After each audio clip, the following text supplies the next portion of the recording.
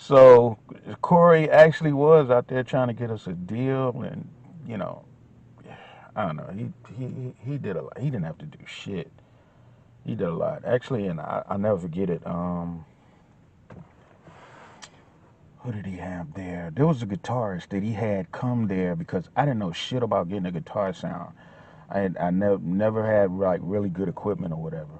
Um, and I told Corey, I was like, I don't have no amps. I don't have no, I think I had a PV or something. I think I was borrowing Doug's amp to play through on the shows and stuff.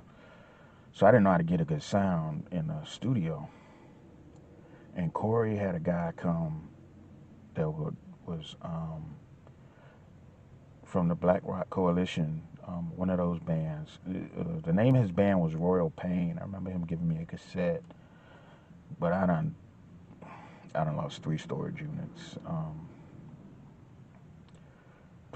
units over the last 40 years. So ain't no telling where that is. But man, he let me use his amp. He had a Marshall stack. Showed me how to set it up. Let me use the wah wah pedal. We recorded downtown.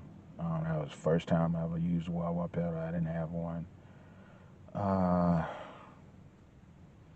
he kind of I don't know, Corey. He really, I think he really wanted to take us under his wing and really see. As a matter of fact, when we toured with them, he used to come out and watch us, watch some of our shows, watch from the side. Him and Doug Wimbish. Doug Wimbish is a bass player for Living Color now. Doug Wimbish actually played on our first album. Uh,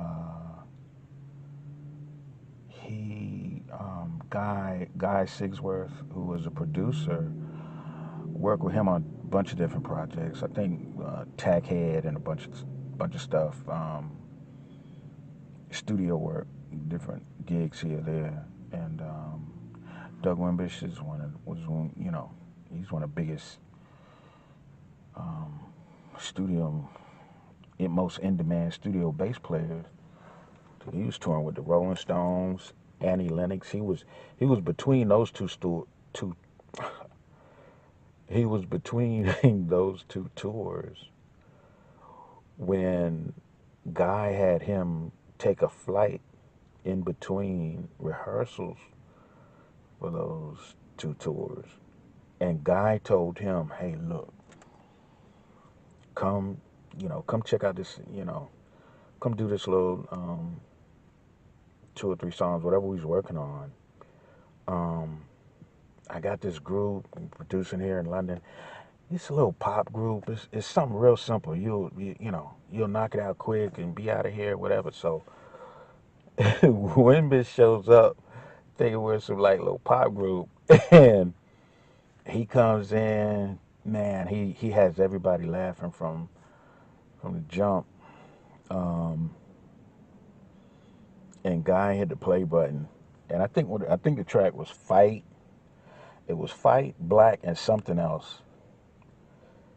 And he was looking around. He said, "Who music this? Who wrote this?" And I was like, "I did." He like, okay, he nodding his head to go back to listening. He was like, "So you wrote this?" A few minutes later, right? So every like 10 minutes, he was like, "You wrote this?" I was like, "Yeah, man." This. See, he's looking. So Guy later told me that he had told Doug that, hey, it's some little simple music. It's something you'll knock out real quick. But he was the first thing. I think the first thing we actually recorded was Fight, and it has a different time signature in the beginning, and I'm psyched that he's there. Um, Everybody's hyped, and he's just like, "Hey man, go ahead and plug up with me. Let's yeah, let me get it down. So we in there in the studio playing together, and I'm like, I can't believe it. We got Doug Wimbish playing on. Now this is before he joined Living Color. I think they were just starting to talk to him at that time. So and I can't forget who told me. He said that he was asking around about our situation, but as you know, our business was fucked. So ain't no way he was joining us. But um, he actually played, and then I think we recorded like 3 tracks that night. Got him the track, 3 bass parts. It was amazing. So he was all excited to come back and play on the rest of the album. So um, they booked us a studio in Wales on a fucking goat farm, but it was an elaborate studio. And he actually came and stayed with us. I think he had like a week or so that he was there. But he actually played on our first album.